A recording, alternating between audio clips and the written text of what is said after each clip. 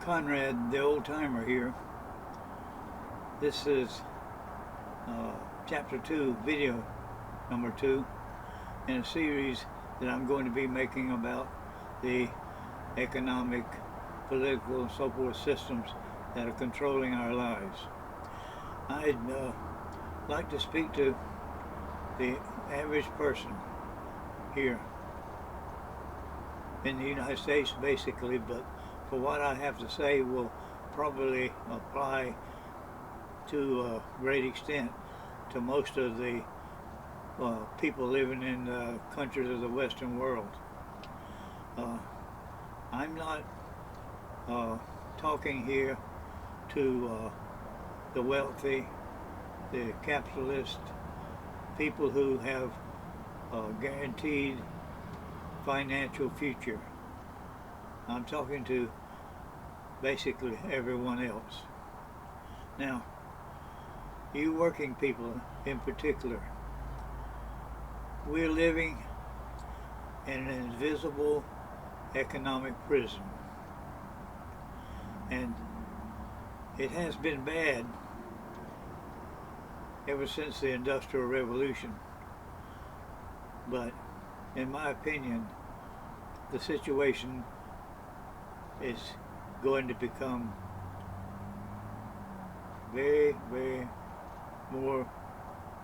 much more difficult as the weeks, months, and a year or two in the future go by. Now, I said that we are living in an invisible economic prison, and I'm going to tell you why I think this is true. We, at birth, the vast majority of the citizens of the United States, when we're born, we're not born into a family that's really well-to-do, and even if we're born into one that has some education or good education and has a steady stream of good income, by and large, even if we are in a situation we actually have a college education paid through for us, we end up having to get into some kind of occupation. We have to get a job of some kind in order to live our lives. Now, of course, the lower and lower the economic status of the family that you're born into, the more urgent and the more you begin to understand at a very young age the reason why probably both of your parents, mother and father, if you're still living in a family with both parents, which, as a side note, is becoming less and less as being a common situation. Anyway, at a young age, if you're born into a working class family, you begin to realize that you either drop out of school or graduate maybe from high school, and then you have to get a job. Remember what I said? You need and have to get a job, because immediately there has to be money coming on. Even if you're still living with your family, it'll be in a situation where, in most cases, you have to contribute to the well-being of the family as a whole. Anyway, you have to go to work. You have to find employment.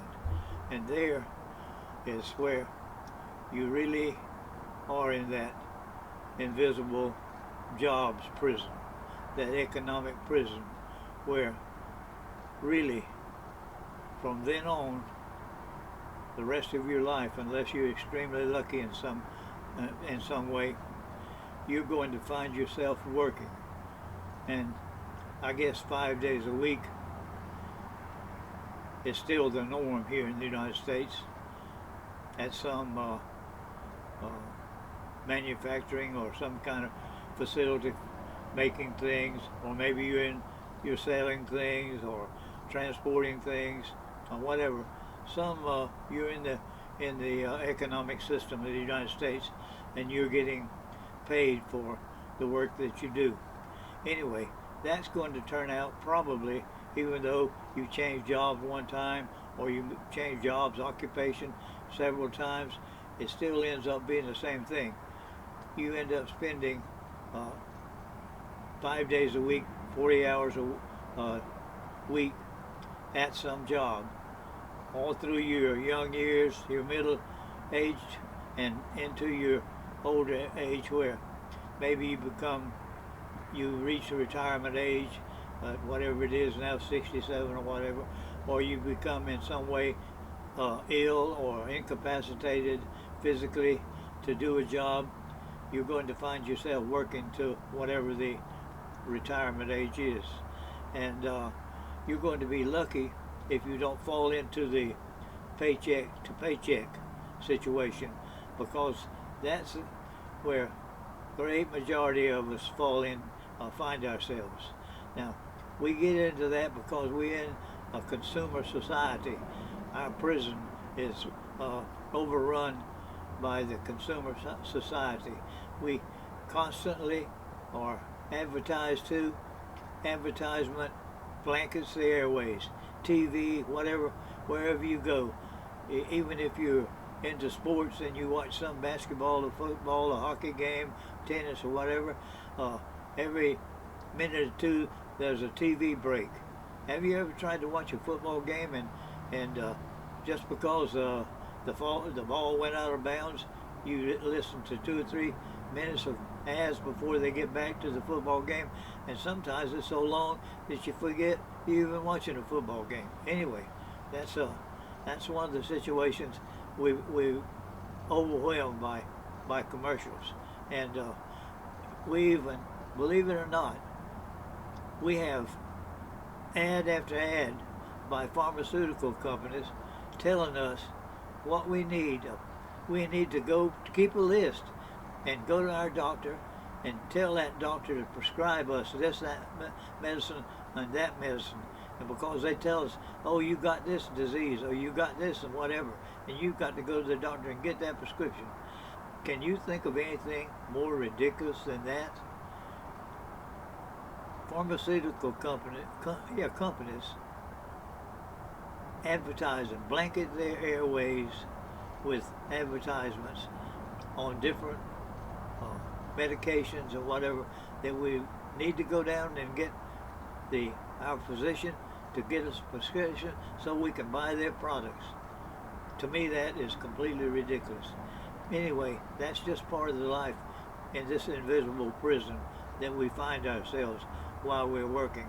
Now, I got to mention many companies now, from small businesses all the way up to large corporations. They're not letting people work 40 hours a week. I actually worked for a company myself that just before I retired, they kept in the location where I was, they kept 3 people in management on 40 hours a week, and the rest of us, they cut down. Some of us got 39 hours, but they kept it under 40, and because they didn't have to pay anything else for us except our wage. And because, you see, capitalism, unfettered, uncontrolled capitalism, has consumed the working people of the United States. Now, I'm not totally against capitalism, because I don't see a better way, but it definitely has to be controlled, and it's not being controlled now. But all the other isms are a complete failure. But in my mind, there is another way, but I'm not going to mention that at this moment. Anyway, we're talking about the situation that most kids from working class or whatever, and even middle class families find themselves working all their lives. And let me tell you something, that I took a degree in history of the Western world, where I learned, We went through everything from way back from the hunter-gatherers all through the uh, system of serfdom and everything into the Industrial Revolution, all those things.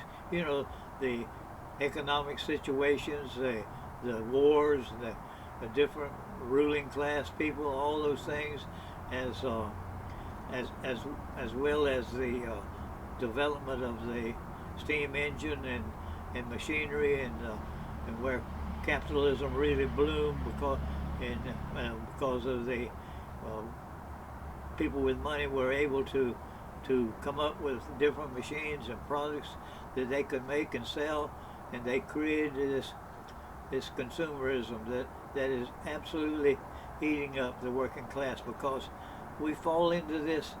Every new thing that comes out, we got to run by it, and then of course we got to pay for it, and that lessens then our paycheck, that weekly paycheck we get. We have, the more we buy, and they got smart back sometimes in the 60s or whatever, and blanketed the nation with credit cards. Now, when you get a credit card, that's what it is.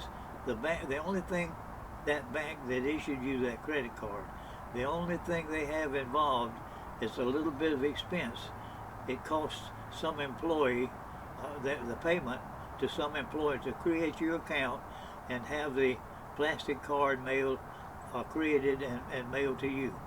They have nothing else involved. They haven't put anything, money in or whatever. They've just issued you a line of credit.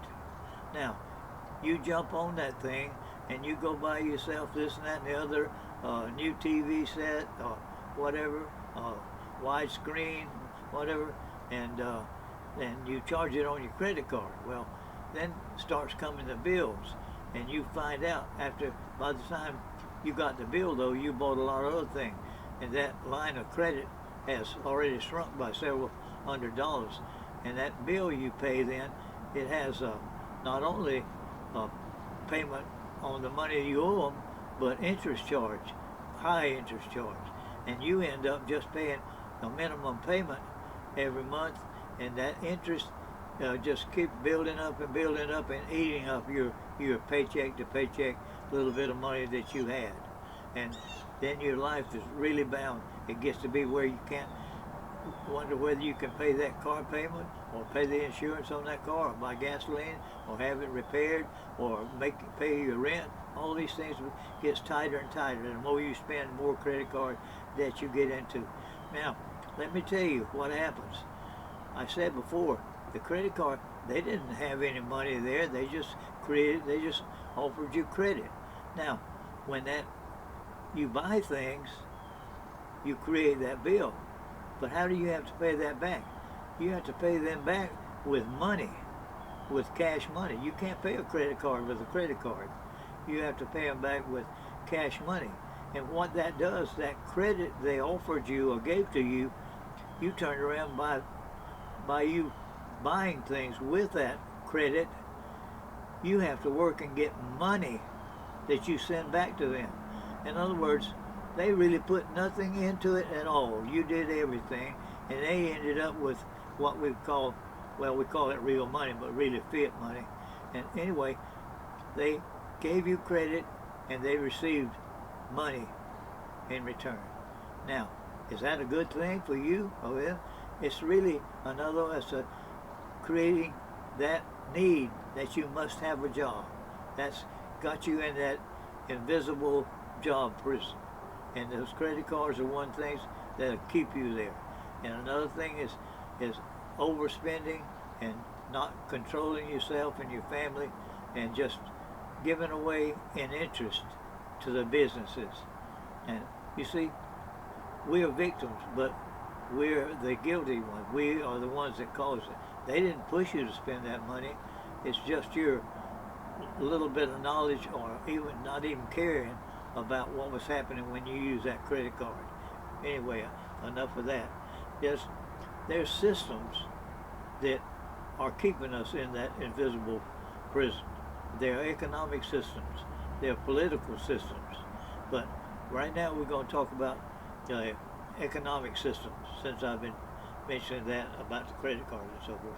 Anyway, they keep the minimum wage or the pay that they're offering to some service or job or whatever to be performed by you. They keep that, the owners of the people who, the CEOs who run the companies, even your small businesses up to the biggest businesses in the world. What they do is that they control and keep suppressing how much you get as a worker while they demand more and more out of you. And it ends up, they want more and more production from you for less and less money. And believe it or not, those corporations, big corporations and so forth, they're the ones that want the illegal immigrants here. They are the ones, because they want the pool of workers to be large. Anytime there's demand for something and there's an oversupply, well, the price of that product or service goes down. When there are few workers in a job that demands a certain ability of training or education, then if there are very few applicants or people qualified for that job, the amount they have to pay goes up. That's the way the economic system works. And the big problem is they don't bother. They evade pay or teaching anything about banking, about the economy, how it works, how having a job and the demands of a job, or anything about the financial system.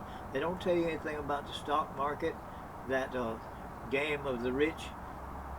And they don't, with the working class schools, high schools and whatever in our country, things like that, how to balance a check or keep a check, or what you're really doing when you have your money in the bank, and how the banks really are just taking advantage of you in the same way they do with the credit cards.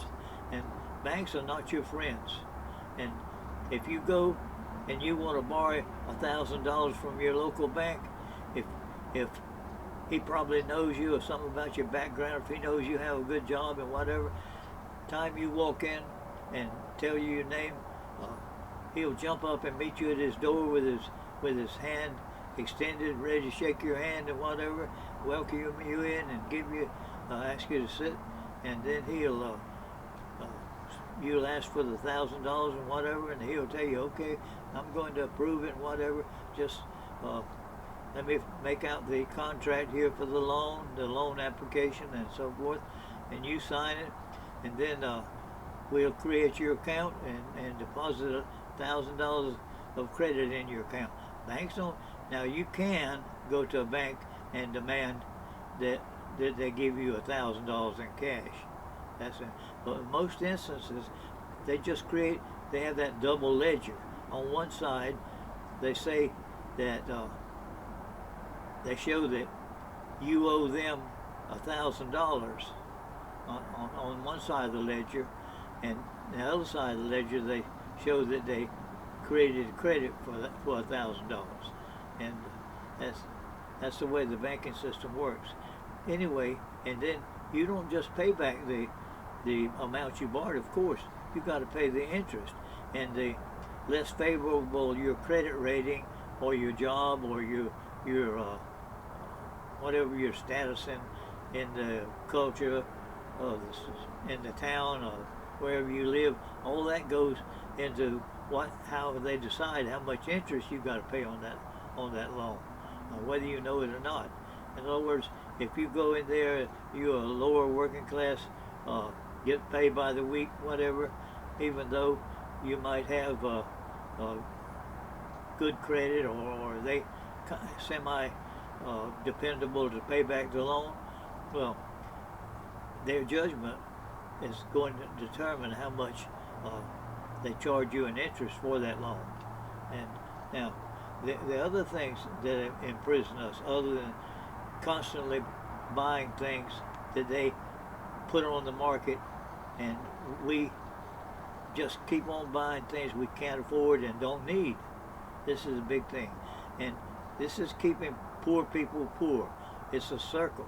They're never going to pay you enough where you can buy all those things and pay for them and still have money to really support your family like you should and have a better home and all those things.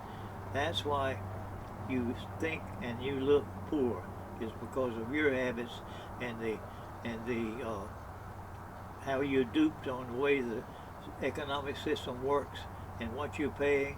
There's a whole thing about getting a mortgage on a home loan, and there's a way that you pay. If you get a borrow $150,000 or whatever for a home loan, you end up paying $200,000 in interest over.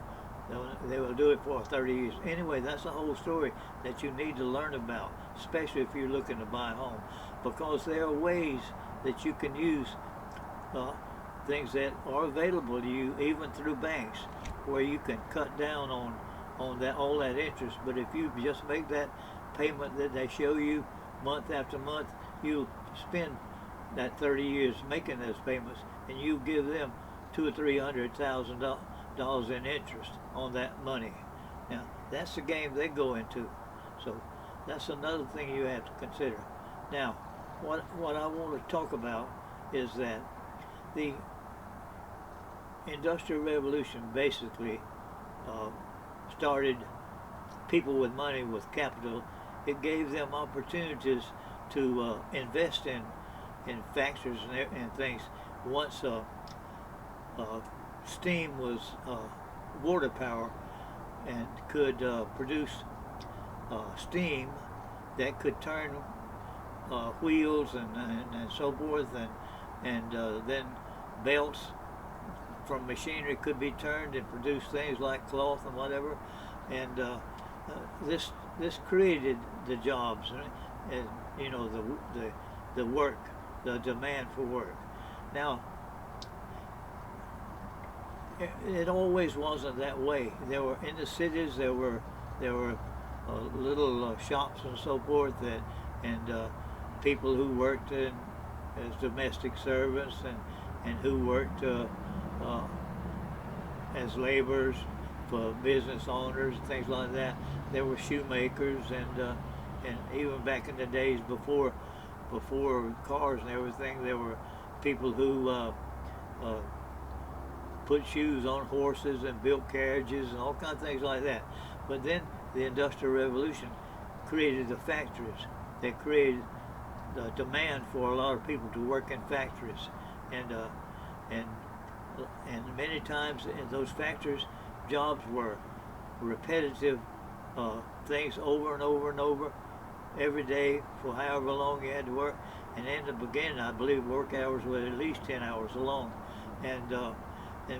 but not only long hours, hard work, cold places, dark places, hot places, dangerous, very dangerous working environment because of turning wheels and gears and belts and all that in the old time machinery going on around you.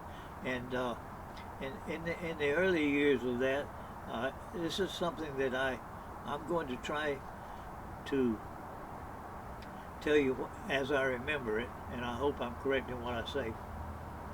But it seems like in England, the factory owners were having a hard time getting enough enough workers all the time to work in their factories or whatever, shops, whatever it was.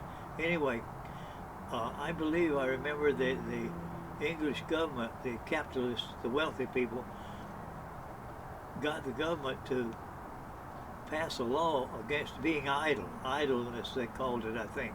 And that was, not taking a break, sitting down, enjoying free time, whatever.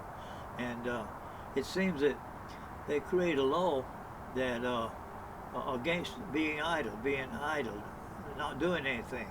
And if you were like over 11 years old, 12, and healthy and didn't have any mental or physical disabilities that kept you from work, if the police found you around wherever and you weren't doing anything, and it was during the times the factory were operating, they would, first time they found you, they'd brand you.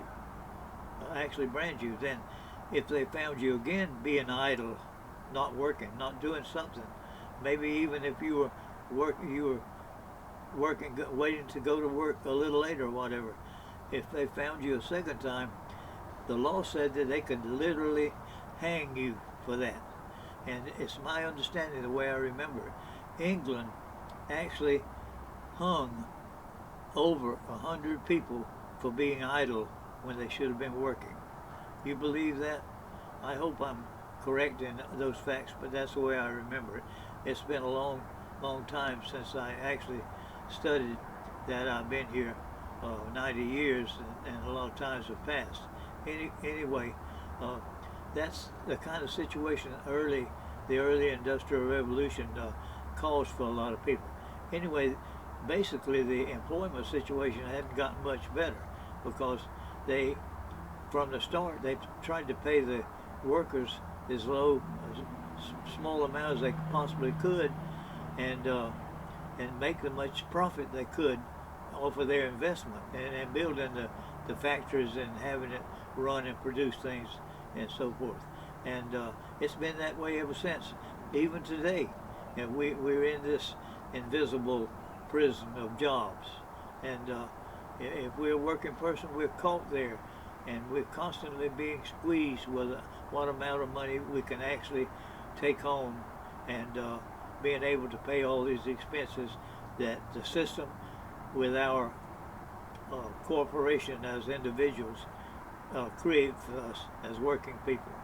Now, that situation is going on for what, well over 100 years, and many people have spent their lives working at some mundane job over and over and over, week after week, year after year, and through their middle years into the time, I guess the retirement time is like 67 now. Anyway, and they end up with no money, and the Social Security, and probably their wages were so low that they, in today's time, their Social Security payment, it's not enough to pay their expenses no matter where they live.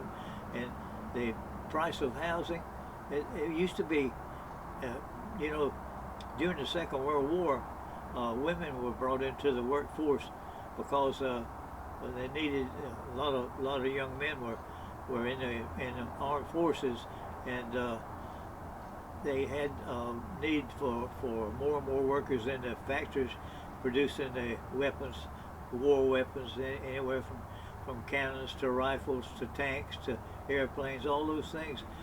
Women went to work doing those jobs, but before then, one man, actually in the situation as bad as it was, as being a job prisoner, one man could actually work and make enough money to be able to actually, at that time, afford a house and the expenses of having a family and so forth.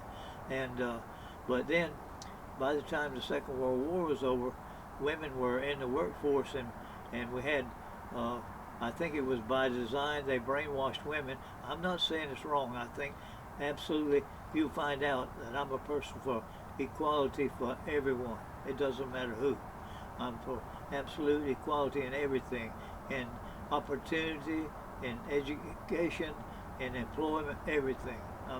I'm 100% for everyone. So I'm not against women having every opportunity for education, for job opportunities, for anything their ability and their desire can get them into. So, but anyway, then after the war, the feminism movement came along, and where women were convinced that they were second-class citizens, and they didn't need to stay home because what that saying was, a woman's place is in the home, and then I forgot something else about their place wasn't in the home anymore. Anyway, so then we've gotten in a situation where husband and wife have to work the 5 days a week or whatever they can, depending on their education and ability and so forth. Some of them are working at minimum wage jobs, both members, if of course it's a household with husband and wife still a part of it. It's a situation today where we have one parent households trying to raise kids on some kind of, in many instances, some kind of low paid job, which is a tragic situation. And it's one of the reasons that I'm making these videos, because I'm going to show you people who are in need, who are suffering, who cannot raise their kids because they don't have enough money, they don't have enough education, and they don't have transportation that they keep. All the problems that come with having a family and being a working person. Now, the situation is today that what you see, more and more people are falling, and what do we have?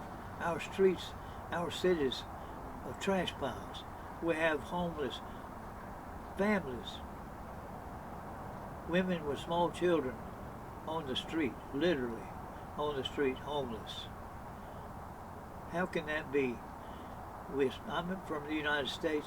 It's supposed to be the richest nation in the world.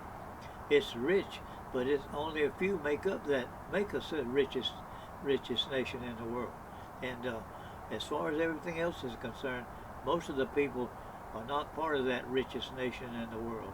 And every day that goes by, more and more of us are falling into the homeless pit, which is a tragedy, which is a black mark on this. And do you think our political system, our legislators, or our executives care anything about the homeless? How about the situation that's going on right now? Much of California is burning from the wildfires and so forth, and they're rushing everything out there, which they should, to try to save those homes, save the lives of those people, and all that should be done. I guarantee you, I have nothing against that.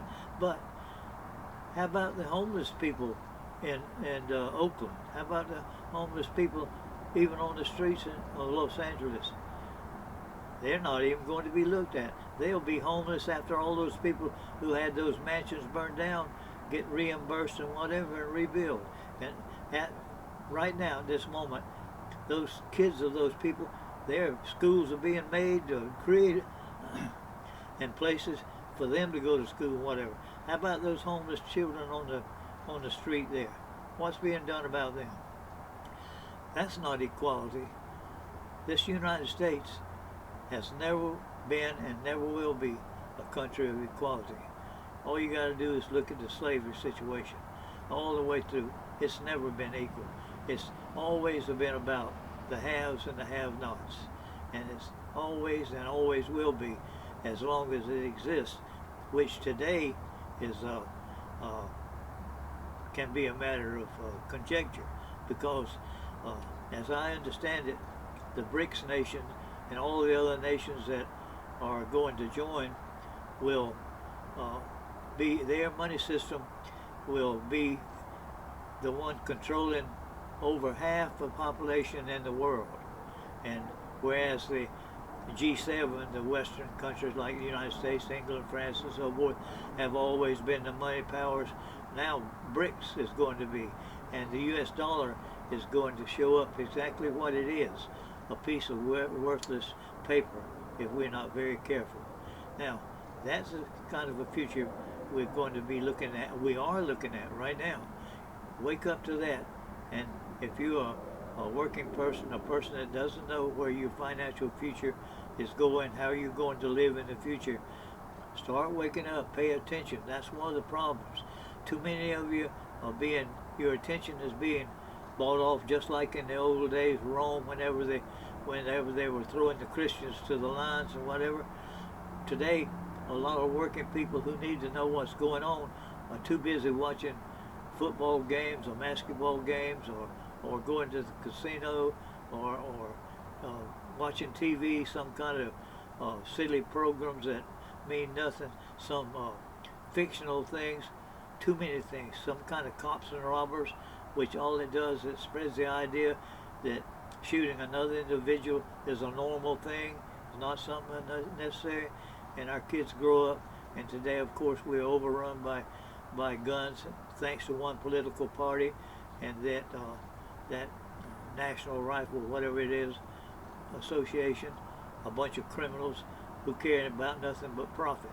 This is the problem with capitalism, uncontrolled capitalism, and that's a good example right there. But we don't care how many people get killed as long as the people have guns. You see, they've sold the idea of whatever the Second Amendment about having guns and whatever. Actually, that's a facade. That amendment says nothing about an individual having, but I'm not totally against guns, don't get me wrong, but I'm against AK-47s and all kinds of rapid fire things. I believe it should be a right for a person to have a small weapon for self-defense. I'm all for that, but I'm not for all these things are just ways to make money. Businesses that create all the guns and things just for profit. Because you see, in this capitalistic system that we're under, that greed is the way that the capitalists satisfy their desire for more and more profit. They use that gaining of more and more profit to satisfy their greed, is what I'm trying to say. Because all of our people, of course, probably every individual can exhibit greed, even from the smallest, I want a bigger piece of the birthday cake than you do, all the way up to these people, these CEOs and shareholders in our big corporations who will do anything. It doesn't matter if they starve families or whatever. It doesn't matter as long as they make more and more money. Anyway, I'm going to let it stop for now, but you see where I'm going. I'm going to tell you about the situations that are ruining your life, those things that are imprisoning you in this invisible prison. So this is all for now. Thank you for watching.